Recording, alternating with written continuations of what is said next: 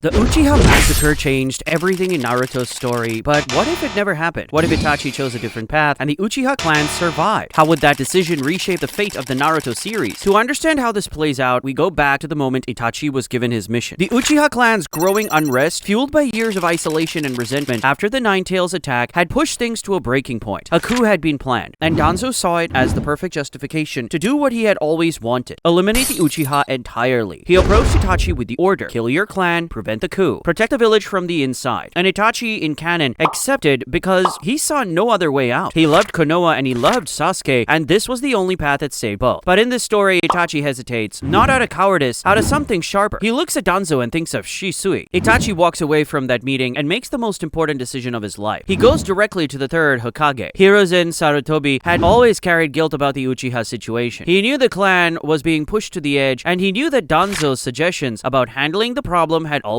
come with a coldness he was not comfortable with. When Itachi walked into his office and begins speaking, Hiruzen listens. Itachi lays out everything: the coup plot, Danzo's secret order to have the entire clan eliminated, and then Shisui, the full truth of what happened and the evidence to prove it. By the time Itachi finishes, the room is very quiet. Hiruzen acts immediately. Danzo is taken into custody within hours, stripped of his position, and Root is dismantled entirely. He's placed under house arrest rather than executed, his network gone, and his influence severed. For the Uchiha clan, the news that the man who had worked hardest to isolate and antagonize them has been stripped of power opens a door that has been closed for years. Hiruzen moves quickly to address the coup before it can happen. He meets directly with Fugaku Uchiha, the clan head and Itachi's father. The conversation is not easy. Fugaku is proud, justifiably angry at years of mistreatment, and deeply suspicious of Konoha's leadership. But Hiruzen comes to the table with something Fugaku did not expect: accountability. He acknowledges the failures of the village. He makes clear that what happened under Danzo was not sanctioned and has been dealt with. Itachi is present for the meeting. Seeing his son standing beside the Hokage rather than disappearing in the night is enough to make Fugaku listen. The coup is quietly called off. In exchange, the Uchiha are given a genuine seat at the table in village governance. Their isolation formally ended, and Fugaku himself is brought into a senior advisory role alongside the other clan heads. That night, Fugaku finds Itachi alone and stands beside him without speaking for a long moment. Then he says that what Itachi chose took more courage than anything he has done as a shinobi. He does not say he's proud. Itachi understands, and it stays with him for the rest of his life. Sasuke grows up with his parents and with Itachi, and alongside his whole clan around him. Sasuke is still exceptional, still driven, still arrogant in the way only an Uchiha can be. What fills that space instead is genuine rivalry. He wants to surpass Itachi, not out of hatred, but out of the competitive love that exists between brothers who are both absurdly talented, and it makes him sharper without making him dangerous. Fugaku trains him too, which is its own experience entirely. Where Itachi teaches precision and patience, Fugaku teaches pressure. He pushes Sasuke past the point where his form starts to crack and then pushes harder, because an Uchiha's technique should not break under strain, and the only way to build that is to strain it repeatedly until it doesn't. There are evenings where Sasuke comes home from training with his father barely able to lift his arms, and Itachi will glance at him and say nothing, because nothing needs to be said. The two approaches are completely different, and they complement each other in ways Sasuke only understands years later. Itachi taught him how to think inside a fight. When he enters the academy, he is everything the Whispers said he would be. Top of every assessment, Sharingan awakening earlier than most taijutsu that makes instructors quietly take notes. And then he runs into Naruto Uzumaki, who is loud and ridiculous and somehow keeps up with him in ways that make absolutely no sense. And something competitive and real ignites between them. Team 7 forms the way it always does. Naruto, Sasuke, and Sakura under Kakashi's famously unbothered supervision. Sasuke is competitive and occasionally dismissive, but there is a warmth underneath it that surfaces in small ways. He covers Sakura's flank without being asked. He gets genuinely irritated when Naruto outperforms him, which is the closest thing to a compliment Naruto has ever received. Itachi occasionally drops by when Sasuke is training after hours and says nothing useful, just watches and then leaves, which drives Sasuke absolutely insane and makes him train twice as hard the next day. The Land of Waves mission unfolds much as it does in canon. The threat is real. Zabuza is genuinely dangerous, and the stakes catch the team off guard. But Sasuke does not freeze in the same way when faced with killing intent. He grew up around Itachi's Anbu presence and a clan of seasoned warriors, so his threshold for pressure is different. The Chunin exams arrive, and with them Orochimaru. His interest in Sasuke's Sharingan has not diminished simply because the Uchiha clan still exists. If anything, Sasuke is a fully supported heir of a living clan trained personally by both Itachi and Fugaku is an even more appealing vessel. Orochimaru moves during the Forest of Death the same way he does in canon, targeting Team 7 with lethal pressure and aiming to brand Sasuke with the curse mark. What Orochimaru did not account for is Itachi. He had been monitoring the exams from the shadows in the wake way that only an Anbu captain can manage. Close enough to intervene, but far enough that Sasuke could not use his presence as a crutch. When Orochimaru makes his move, Itachi drops from the canopy before the curse mark can be placed. What follows is not a prolonged battle. Orochimaru knows exactly what Itachi's eyes can do, and the last thing he wants is to be trapped in a 3-day nightmare while his plans fall apart, and retreats. During the invasion that follows, Orochimaru commits anyway. But Itachi fights alongside the third Hokage, and the Uchiha clan immobilizes through the village streets with their Sharingan active, tracking Orochimaru's disguised operatives and coordinating a defense his planning has not accounted for. Orochimaru is driven out before he reaches Hiruzen. The third Hokage does not die. He sits in the aftermath, exhausted and injured, and tells Itachi quietly that he is glad the boy made the choice he did. In the years that follow, the world continues to move. Naruto leaves with Jiraiya to train. Sasuke stays in Konoha and trains under Itachi directly. But something else is happening underneath the training. Itachi is sick, and as the time skip passes, it becomes harder to hide. He moves with the same precision as always, but there are days when Sasuke notices him pause slightly too long before a technique, or rest for just a moment when he thinks no one is watching. Sasuke notices every time and never says anything, because they're brothers and this is how they communicate. Itachi tells him the truth one evening without drama. He sits Sasuke down, explains the illness plainly, and gives him the timeline the doctors have projected. Sasuke is quiet for a very long time. Then he tells Itachi he's going to surpass him before that happens. Itachi says that would be ideal. Neither of them mentions it again for months, but the training intensifies in a way that has nothing to do with exams or enemies. They're racing something, and they both know it. Then comes the news that Danzo has escaped. His surveillance team is found unconscious, his quarters empty. Within days, Konoha's intelligence network picks up traces of contact between Danzo and the Akatsuki. He has spent his confinement recording everything of value inside his head. Every Anbu protocol, every hidden village weakness, every operational secret accumulated across decades of running in the shadows, and he delivers all of it to Obito in exchange for protection and a purpose. Obito takes the deal without hesitation. A bitter, brilliant old man with institutional knowledge of every major village's infrastructure is exactly the kind of asset the Akatsuki finds useful. Danzo, for his part, doesn't care about this ideology. He cares about survival and about making Konoha pay for what it did to him. Hiruzen assigns the hunt to Itachi directly. There is no one better suited for it, and both of them know it. Itachi accepts the mission without a word and does not mention that chasing a man across the shinobi world while his own body is slowly failing him is not an ideal combination. He simply begins tracking. It takes months of careful intelligence work, of narrowing locations and following trails that Danzo deliberately obscures, before Itachi finally closes the distance. The Akatsuki exists in this timeline, but it is a different and weaker machine. Without Itachi as a member, the organization loses both raw power and the intelligence pipeline his double agent status would have provided. What it gains with Danzo, however, is something far more insidious. A detailed map of Konoha's blind spots. Obito uses this carefully, adjusting the Akatsuki's movements to avoid the tripwires Konoha had spent years setting. Kisame is still terrifying. Pain is still building towards something catastrophic in the rain, and now, quietly embedded in their operation is the man who once ran Konoha's darkest corner, feeding them everything he knows. Months pass as Itachi is finally able to locate Danzo. The confrontation happens in the ruins of an abandoned outpost on the border of the Fire Country, a location Danzo chose deliberately because the terrain favored his fighting style. Itachi arrives alone, as Danzo knew he would. The moment Itachi steps into the clearing, he notices Danzo is already standing in the open and waiting. 3 root operatives drop from the tree line simultaneously. Itachi does not hesitate. A Sharingan locks onto all 3 before they land, and a wave of genjutsu sweeps through the clearing, pulling each of them into paralysis before a single strike lands. They collapse in the same instant. Danzo opens his right eye, not his natural eye, Shisui's eye, dark and deep, the most powerful genjutsu ability in the world, sitting in the face of the man who stole it. Itachi feels the pressure of Kodomatsukami reaching toward him like a hand closing around his thoughts, and he snaps his gaze away instantly, breaking contact before it can take hold. Itachi keeps his eyes moving, never settling, never giving Danzo a clean line of sight to work with. He moves first, closing distance with a burst of speed and driving a kunai toward Danzo's throat. Danzo sidesteps with precision, every movement economical and deliberate, and responds with a wind release technique that tears through the space Itachi occupied a half-second earlier. The blast shreds bark from the trees behind him and sends splinters through the air. Danzo follows immediately with a genjutsu combination, his blade moving in a methodical pattern of a man who trained killing into muscle memory over 50 years. Itachi parries twice and creates distance, his breath already slightly heavier than it should be. The illness is not invisible in a fight like this. Itachi's body knows it, even when his mind overrides it. His response time is a fraction slower than it was a year ago. His chakra reserves, while still formidable, deplete faster than they should. Danzo notices. He was always going to notice. He begins drawing the fight out deliberately, pressing with steady combinations and wind techniques designed not to to finish Itachi but to drain him, forcing him to spend chakra on defense while Danzo himself expends almost nothing. He tells Itachi that he can see exactly what the illness is doing, that Shisui would have been wasted on someone who was going to die like this anyway. Itachi responds by activating Amaterasu. The black flames erupt from his eye and sweep toward Danzo with no warning and no wind-up, the technique requiring nothing but will and a direct line of sight. Danzo twists his body to the side and the flames catch his right sleeve, burning through it instantly, the black fire clinging and spreading. He tears the sleeve off in one motion and discards it before the flames can climb further. His expression unchanged, but he's moving faster now. His composure still intact, but his spacing wider, giving Itachi's eyes more respect than he was giving them 30 seconds ago. Danzo charges, blade forward, using the gap Itachi needs to reset his vision as cover for a straight killing thrust. Itachi does not step aside, he steps into it, letting the blade graze his side rather than take the retreat. And at the moment of contact, he catches Danzo's gaze for the single second it takes. Tsukuyomi activates. Danzo's body freezes where it stands. Inside the genjutsu, he experiences what Itachi chooses to show him. Not torture, not cruelty, just a single image held perfectly still. Shisui is standing exactly as he was the last time Itachi saw him alive, before Danzo took his eye. He looks at the man who murdered Shisui and chose to destroy an entire clan for political convenience, and he makes the same choice he made the night he went to Hiruzen. He does not finish it. He binds Danzo where he lies and signals Konoha's retrieval team. When Nagato launches his assault on Konoha, the village that meets him is not the same one from canon. The Uchiha clan immobilizes immediately and completely. Fugaku coordinates the clan's forces personally, deploys Sharingan users across every district in coordinated defense teams. The Six Paths of Pain, whose power in canon came partly from striking and isolated targets one by one, now finds themselves operating in a village where dozens of Sharingan eyes are tracking their movements simultaneously and sharing that information in real time. It does not make the assault easy. The almighty push still sends shockwaves through entire neighborhoods, but genjutsu teams intercept and disorient the paths long enough for strike teams to move in, and Fugaku himself engages the threat with a ferocity that slows its advance significantly. Itachi fights through his illness because there is no version of this where he stays back. He moves through the battlefield with the same devastating efficiency as always, though those who know him well can see what it costs him. He takes down the human path in a confrontation that lasts less than 30 seconds. He's coughing blood by the time it's over. Sasuke finds him on a rooftop afterward and puts himself between his brother and everything else for the rest of the battle without being asked. Naruto arrives and the fight reaches its conclusion the same way it does in canon, because some things are Naruto's alone to finish. His confrontation with Nagato, his choice to believe it's something better than the cycle of pain, ends with Nagato using Rinne Rebirth to restore the lives lost in the assault. The village is devastated but standing. Every Uchiha who fell in the battle comes back. The clan mourns together and rebuilds together, and it is a different thing entirely from what they went through in canon. However, Itachi's condition worsens significantly in the months after Pain's assault. The toll of fighting through his illness to defend the village accelerates what the doctors had already projected. Itachi does not complain. He keeps training Sasuke on the days when he can stand, and on the days when he cannot, he talks to him instead, which Sasuke comes to understand later was the more important education. He tells Sasuke about the night of the coup that did not happen, about Shisui and what kind of person he was, and about what Itachi is most proud of, which is not any mission or any enemy. It is that Sasuke got to grow up. Sasuke is with him at the end. The whole family is there. Fugaku sits beside his eldest son and holds his hand, which is something Fugaku Uchiha has never done in front of witnesses, and nobody remarks on it. Mikoto does not leave the room. Itachi goes peacefully, and if his last expression is something close to relief, everyone present understands why. Sasuke does not speak for 3 days. When he comes back, his eyes have changed. The Mangekyou Sharingan awakens from grief the way it always does for the Uchiha, but the grief here is clean. It is love with nowhere left to go. He does not want revenge. He wants to be worthy of what Itachi chose, and he channels everything into becoming exactly that. When Obito declares war on the allied shinobi forces, the alliance that assembles to meet him includes something the original timeline never had: a fully intact Uchiha clan standing on the front lines. Fugaku is appointed commander of the Uchiha forces within the allied formation. The clan deploys across multiple divisions, their Sharingan giving the alliance an unprecedented battlefield intelligence network. They track Edo Tensei movements before they can flank allied positions, identify white Zetsu infiltrators before they can cause damage, and coordinate strike responses with the level of real-time awareness the original allied forces never had. The chaos Kabuto counted on to divide and overwhelm the alliance is partially dismantled before it can take hold, and several of the most dangerous reanimated shinobi fall significantly faster than they did in canon. And then Madara arrives. Even with everything the alliance has, Madara Uchiha is in a category of his own. His Susanoo alone is enough to level entire sections of the battlefield. His wood release, his Rinnegan, and his complete contempt for everyone he faces all combine into something that makes even the strongest shinobi present reconsider reconsider their understanding of the word dangerous. He tears through division after division with the ease of a man who has already decided how this ends, and for a while, it looks like he might be right. Then the Uchiha clan steps forward. Madara stops. It is not a hesitation born of fear, because Madara Uchiha does not hesitate out of fear. It is something else entirely. He stands in the wreckage of the battlefield and looks out at the force assembled against him, and for the first time in the war, his expression changes. The Sharingan, dozens of them, blazing red across the front line. Uchiha men and women in formation, moving with the precision of a clan that has trained together for generations, their eyes tracking his every movement simultaneously. The man who spent his entire life fighting for the Uchiha name, who watched his clan diminish and fracture, and finally convinced himself that the world had to be remade because it had no place for them, is looking at proof that he was wrong. They are here, they survived, not because someone protected them from the outside, but because one of their own chose the harder path at the hardest moment, and the clan carried that choice forward into something real. Make sure to subscribe and smash the like button for more Naruto videos.